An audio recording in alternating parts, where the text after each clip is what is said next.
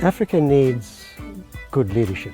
If you can train up the best leaders, you're going to have far greater output for your input. At a grassroots level, you will make a difference to a few people. If you train the leaders, you'll make a difference to a whole country or a whole organization.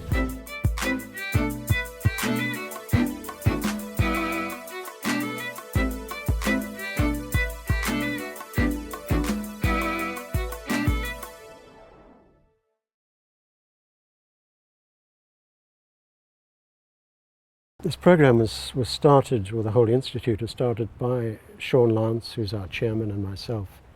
And we started talking about it probably in about 2002, 2003. We would sit across the table and say, well, when we get to that age when we are thinking of retiring, what can we do, and what can we do for Africa? Because both of us have got deep roots in Africa. Sean himself became one of the top businessmen in the world because he was a very, very good leader. So his immediate response was leadership.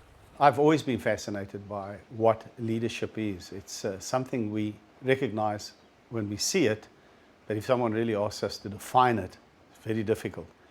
I look to you to be the generation that drives the transformation of Africa.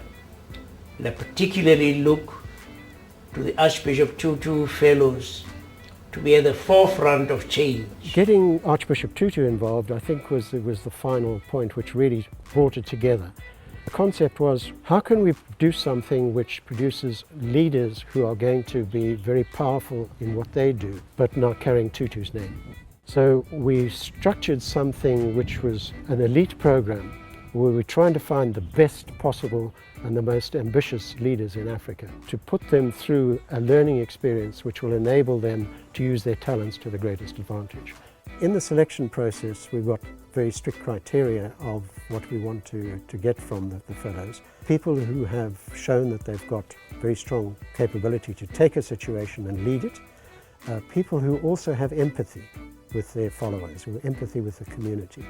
And by that we look for people who are already doing things in the community, who've started up work outside of their main thrust. We're not looking for people who are excellent in their particular field only. So we're looking for a much broader individual.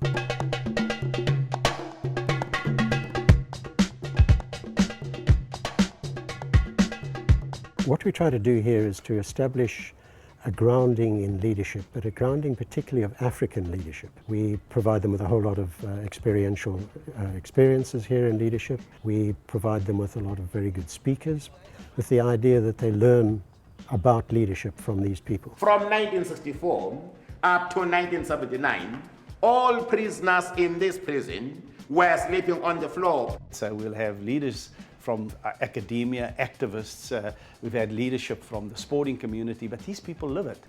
They live it, they understand it, they know it, they're giving out these concepts. What is it that we need to do differently going forward in terms of the societies that we want to create? So it allows those people sitting around that room to re-examine some of the models that we have in our head and see whether those models shouldn't now be more flexible. Until we begin to interrogate the individuals that we place in positions of leadership, Africa is going nowhere. It is up to your generation of leaders to build a great continent. You have the choice. The fellows really value the visit with Archbishop Tutu. He just embodies such good leadership and good values. Welcome. I think that the opportunity to be there in a room with the Nobel Peace Prize winner, I have to show off my humility. who is such a humble and honorable person. What words of advice would you have for young people across the continent to just inspire and motivate them? You've got to try to find a way of giving them a sense of dignity. What is the matter with us now? Are we cursed? No. And he's usually got some very inspiring messages to give to people. And he just loves young people, so it's a wonderful visit.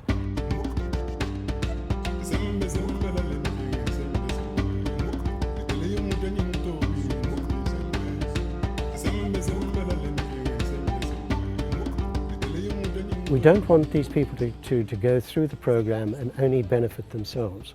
We want their learning to be applied to the broader community for the benefit of the broader community. So the chickens eat up your profits while you're waiting to sell them. Yes. Which is why we have an insistence that people commit themselves to a community project where they can actually go and do something. It was quite a simple decision actually as to what I would do for my community project. This is where it all began for me. Good morning, sir. Good morning, how are you?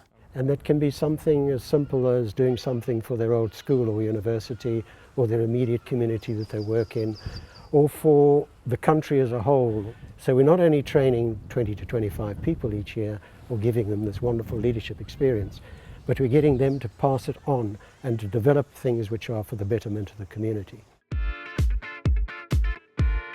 Then when they get to Oxford, they report back on what they've done in between, but also they get exposed to global leadership. So the idea is that if you're an African leader, you're not only an African leader in Africa.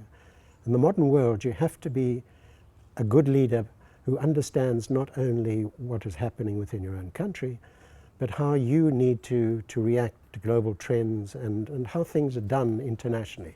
It's very much experiential learning about how the delegates themselves would behave under certain circumstances and to learn from their own experiences of leadership. So the Oxford end is really to try and get them exposed to what's happening, what the thinking is about leadership from a global perspective.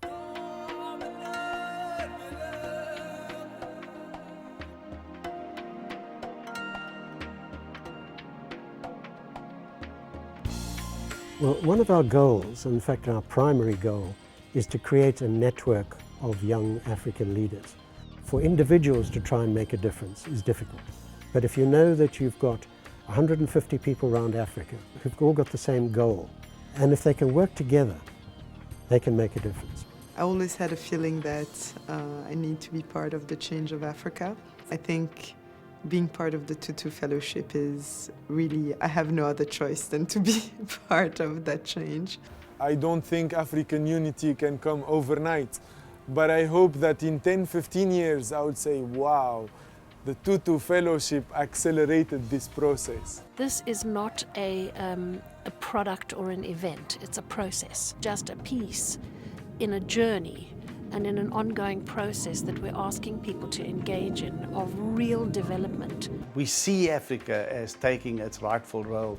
We see the world as a place where we will live in harmony. This is what happens if you have leaders that are able and capable to cross certain barriers. I am always thrilled to see leadership development programs, but I know this is a leadership development program with a difference. And the difference really is about that values-driven leadership style. Africa can develop, and it can develop strongly, if we can just open the doors for the people who have got the capabilities, who've got the passion, who've got the new ideas to make things different.